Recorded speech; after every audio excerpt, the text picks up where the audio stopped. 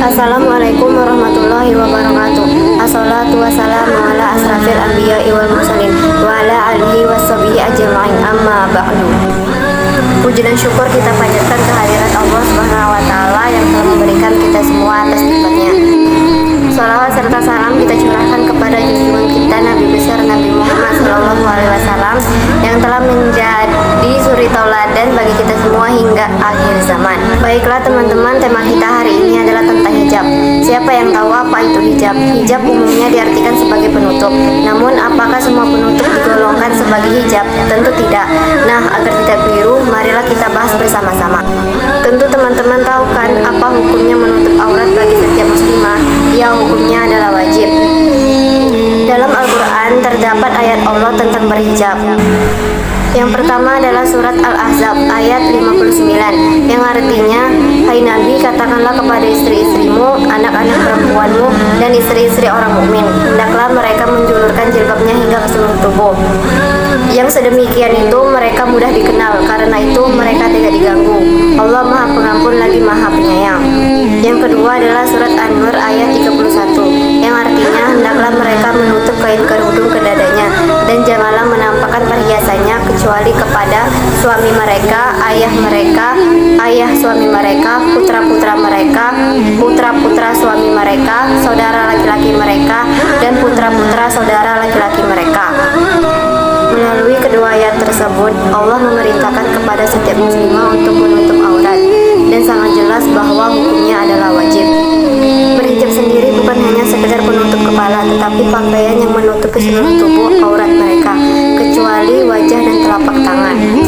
Dan ada aturan dalam berhijab, yaitu pakaian yang sesuai dengan ketentuan syariat Islam. Tapi banyak sekali wanita-wanita muslimah zaman sekarang yang belum menutup auratnya. Bahkan tidak sedikit dari mereka yang dengan sengaja menampakkan aurat di saat mereka diajak untuk berhijab sesuai dengan syariat Islam. Banyak sekali alasan yang mereka lontarkan. Contohnya, untuk apa berhijab? Kan kuno. Zaman dulu belum banyak, bahkan belum ada yang berhijab. Kalau berhijab kayak lemper, ketutup semua. Loh, kan bagus. Lemper itu dibungkus supaya isinya gak kotor dan gak kena debu. Ntar aja deh berhijabnya pas udah tua. Lah iya, kalau sampai tua kan umur gak ada yang tahu. Percuma berhijab kalau masih suka ngomongin orang.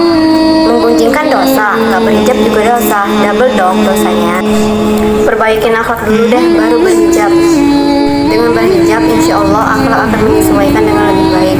Menghijabi diri juga menghijabi jiwa kan. Hijab itu kan gak wajib, ngapain harus dipakai?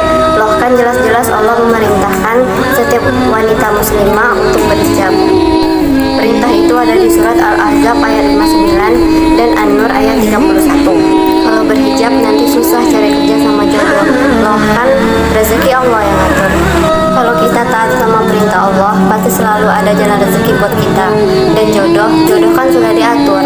Dan jodoh juga cerminan dari diri kita sendiri. Nah teman-teman, dari contoh-contoh di atas dapat disimpulkan bahwa berhijab itu wajib hukumnya bagi setiap muslimah.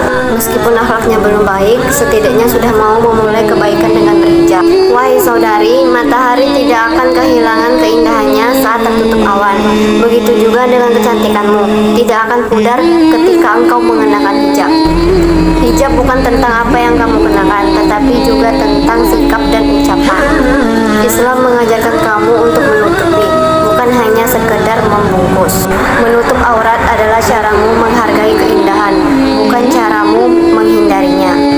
Satu langkah anak perempuan keluar dari rumah tanpa menutup aurat, maka satu langkah pula ayahnya mendekat ke dalam neraka.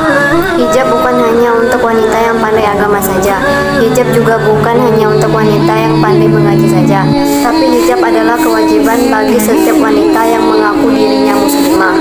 Baiklah teman-teman, hanya ini yang dapat saya sampaikan. Lebih dan kurang saya mohon maaf. Kepada Allah saya mohon ampun. Semoga apa yang saya sampaikan kali ini bisa memberikan manfaat untuk kita semua. Saya akhiri. Wabillahi taufiq wal hidayah. Wassalamualaikum warahmatullahi wabarakatuh.